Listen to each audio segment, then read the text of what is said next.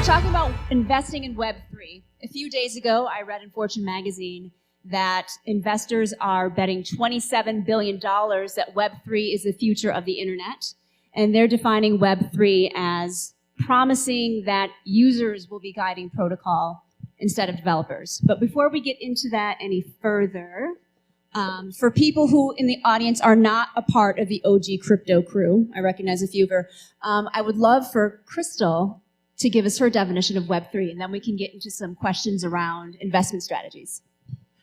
Thank you so much. I'm Crystal Rose Pierce, and I have been building since Web 1.0, so that makes me a veteran. And really, the easiest way to describe it is, Web 1.0 was the beginning of the internet connectivity. It was when we had the first websites and all of the fun things that we know and love. Web 2.0 was the connectivity between individuals. We had peer-to-peer messaging and we had email. It was the advent of the first time that we were connecting individually. It started in Web 1.0, actually, sorry. And in Web 2.0, it was the social media and the centralization of all of that. Web 1.0 is actually much more similar to what is happening now in Web 3. The beginning of the internet was decentralized. Web 3 is coming back around. We are pulling ourselves out of the centralization that is starting to happen and moving into a world in which, just like DeFi, all of the decentralized finance, we're finding ourselves in a decentralized web world. I think of the Web 3.0 movement as an immersive experience. The web is now not just happening outside of us and on a screen, but within us. We are part of it and we are immersed in it. So we keep hearing about the metaverse. Please don't think that Meta is the only place that you can go, and it is already trying to be centralized. But Web 3.0 is really this step into a connected world where we have autonomous devices, things that are fully connected. Our homes are connected. Our cars are even connected, and it's a time where every single thing is going to be digitally connected, as well as our assets, everything that we do. Thank you. Hi, I'm Tom McLaughlin. I'm the Chief Investment Officer of Coral DeFi. Great definition. In my world, I'm very focused on DeFi specifically. I have a background on Wall Street. So broadly, how I think about Web3 as it relates to DeFi is you're basically taking all of the best business models that have been built over centuries of commerce and financial systems and basically taking the blockchain as a base layer to extract that level of trust. So the banking system is built on trust. Web3 basically provides that out of the box with infrastructure from blockchains. And so DeFi in particular takes all those business models built on top of blockchains, basically takes away the middleman, better margins, better rates, better investment opportunities for everyone else. Andrew Keys here. Prior to building Dharma Capital, which is a Puerto Rican-based investment advisor, we manage about $2 billion worth of crypto. We have kind of three aspects to our business. We run over 10,000 validators, so we process about 1 in every 20 transactions of Ethereum.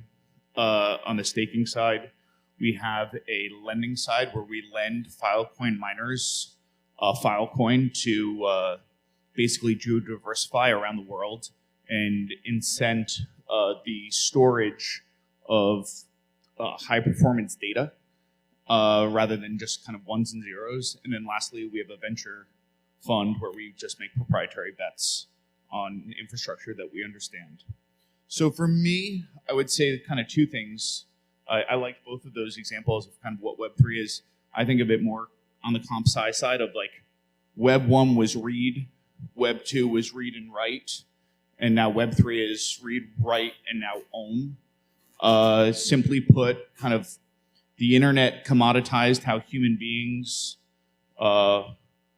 basically are able to converse with each other. And this layer of the blockchain, this Web 3, is going to commoditize how we as humans can agree or disagree with each other by kind of digitizing our legal constructs and kind of the ways we're able to coordinate accordingly. I'm Jason Stone. I was very early in the proof of stake space back in 2017 and more recently ran the DeFi fund known as OXB1. I'm very deep in the DeFi world with Tom and big in NFTs. And I think these were all great examples of, or great descriptions of what Web3 is. To me, I think about it very similarly to Andrew, I think, in that Web 1 was flat, Web 2 was flat with some interaction between you and the application, the screen, whatever you want to call it. And Web 3 is user interaction with a second layer, you know, like when you're on MetaMask or Solana Wallet or whatever browser extension you need to actually interact with the website or product or application that you want to interact with.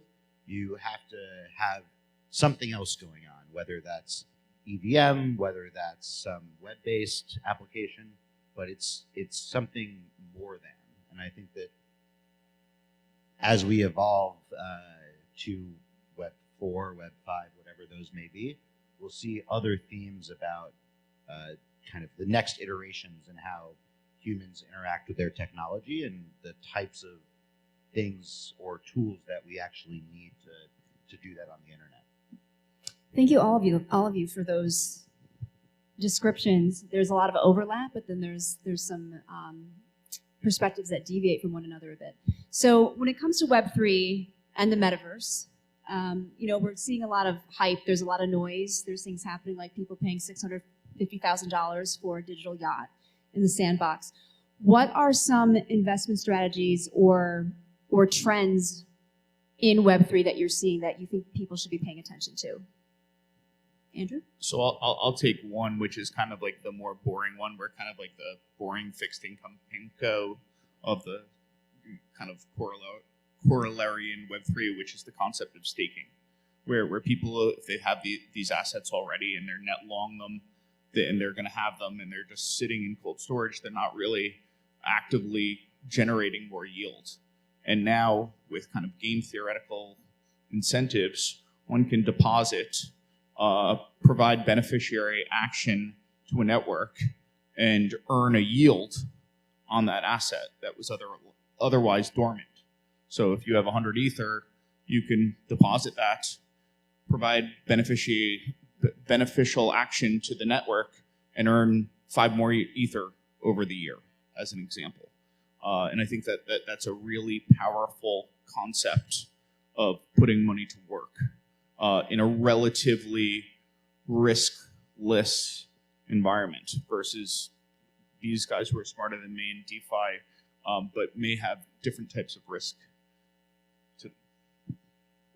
Yeah, I think that's great. And yield is amazing.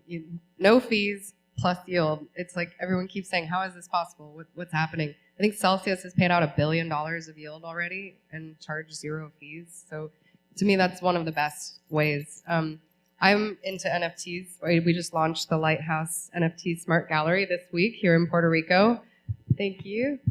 And a lot of you were there. We're very excited because I think this is the very first ever pure NFT gallery, and it's a physical space that is also going to be on the metaverse. But the idea really for me is that NFTs are also an investment tool. You have to know what you're doing, but the great part about an NFT and the way that we're running an autonomous gallery, you can literally buy the art off the wall, own it in your wallet, and resell it immediately if you want to lend it to the gallery. And this is the same as in the browser. So there's such an opportunity, but it's a little scary because you don't know if a digital rock is going to be a good investment tool. You don't know if any of these NFTs are, but it is, to me, there's something there about the ownership and the transfer and the ability to continue a circular economy with these assets. Thank you. Did you want to touch on this? Yeah, I'll touch on the topic. I like what Andrew said about yield. What I will say is I don't think people quite realize within DeFi, people are doing the exact same stuff they were doing on Wall Street, and you can get exposure to that through dollar-denominated bets. So you can basically provide the leverage to people who are trading on exchanges. You can loan out stable coins, and the rates are 50 to 100x better than in the traditional finance world, purely because it's happening on chain. So It's labeled as kind of a degen area, but you can basically structure strategies where you're loaning dollars and you're basically flat to the market and you're generating, double-digit yields plus.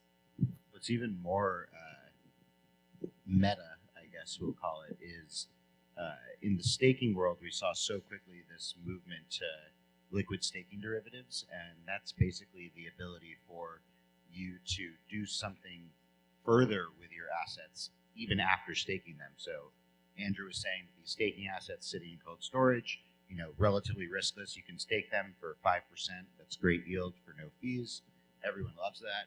Imagine not just having to pick option 1 or option 2, but being able to do option 1 and option 2, which is staking your assets and then using them as leverage or margin collateral, or just providing liquidity with that liquid staking derivative for other people to come in and out of said staking derivatives. So I think that there's a lot of this, like people talk about DeFi Legos. I think it's like Web3 Legos. There's lots of different interconnection points that build on each other that can be like interchangeably used for different use cases.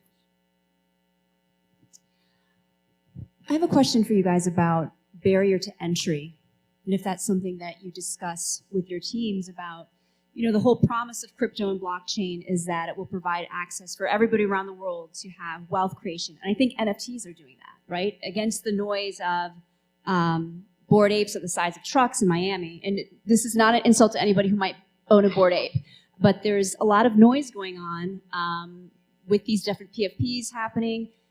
The subculture is there are creators and artists who have never had an opportunity to get their art exposed or a way to have integrity and ownership of it, and this is providing that for them. So that's a really beautiful thing, but something that I'm concerned about is that as we're going more into Web3 and the metaverse, are we just going to keep replicating the same economic disparities that we're already facing in the real world? And is this something that we can address now? This is the first time in the history of the financial world, I think, that we have truly the ability to have access for everyone.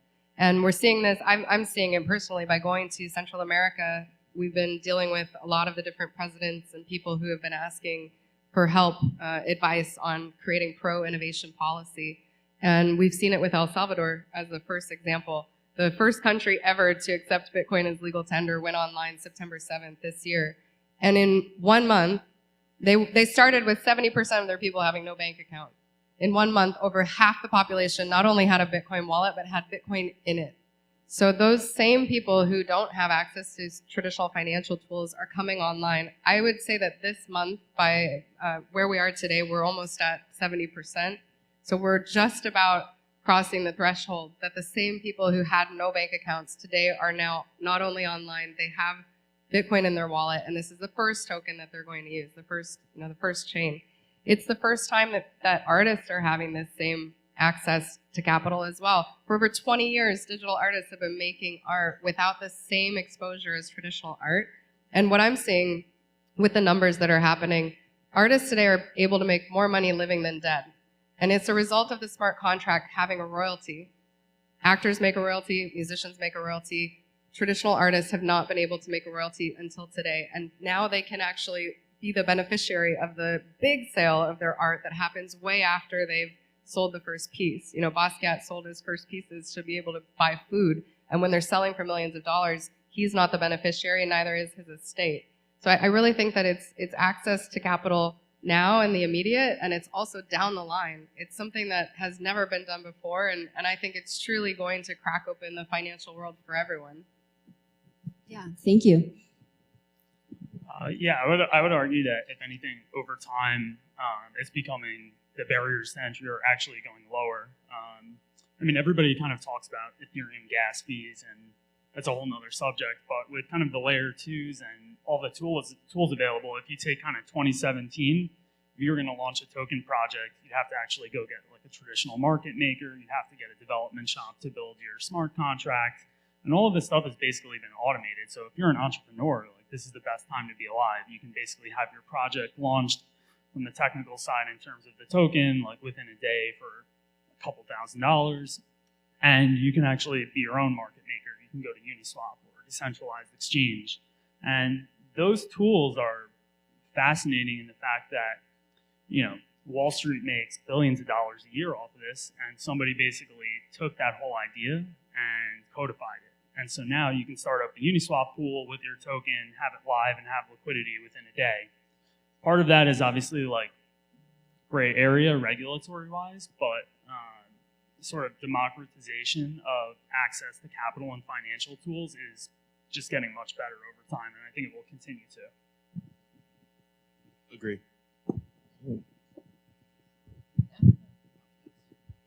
Should we talk about the Ethereum fees?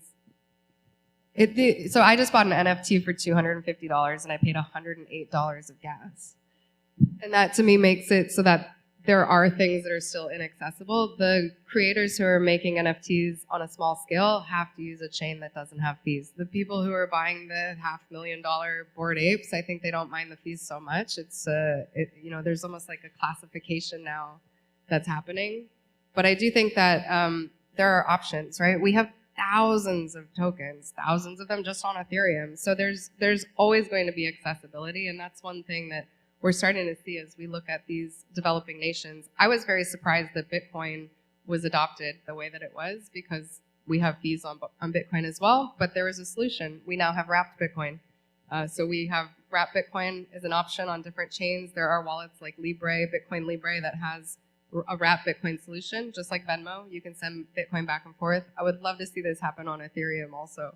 So I guess you just got here because I just did like a 20-minute on what's going on with Ethereum fees beforehand. But I completely agree. They're egregious. It's a victim of its own success. And there's literally, I just did the presentation on what's going on with merging the blockchain, what's going on with layer 2 scaling solutions. And when the blockchain shards, it'll drastically reduce the fees. But I think we're about a year out. That said, we're a year out in the rest of history. And I think that, this is a interesting point in time where demand is just, and if you look at kind of the history of computer science, demand usually outstrips supply, and things get upgraded and things get better. And I think that's similar to what's happened thus far. It will continue to improve and reduce. It's funny, actually, what Crystal said about the 108 for 250, was it? There's all these free NFTs which cost like $150 or $200 to mint, but they're free. But the gas is $150. But if an artist launches on a too small of a chain where there aren't enough NFT buyers, even though they're getting something for free and then wouldn't pay transaction fees, they're like, isn't enough economy of scale, for that free art to then get big. So it's this constant dichotomy of like ridiculousness that. Yeah, the sellers want to go where the buyers are. It's a supply and demand problem. Yeah. But we're constantly improving, and I think, going back to the question of like accessibility, this is the first time that it is truly accessible to everyone. I've also seen a number of women getting further into the space based on NFTs and the creative aspects coming online. It's been relegated to the tech geeks for too many years. So, the reason why we wanted to step into the art world and launch a physical gallery space, this is the first time we get to show off our crypto in a meaningful, physical way. So it's been really exciting. And I think the metaverse and Web3 is bringing us there too. It's really letting us creatively express ourselves as well as benefit financially. I agree completely. So one last question for everybody, and then I think we can open it up to the floor for questions unless someone tells me otherwise. Speak now, forever hold your peace. Pedro? Okay. Should have. Yeah. One quick question for all of you. For people out there who really want to immerse themselves more into Web3 and understand what's happening, understand the technology, understand what they should be looking at in terms of investing, what tips do you have for them? Sources, guidelines, anything like that? Twitter. Crypto Twitter, hashtag Crypto Twitter. I think that's a good way to kind of get a macro overview, and then you'll figure it out. I mean, you just.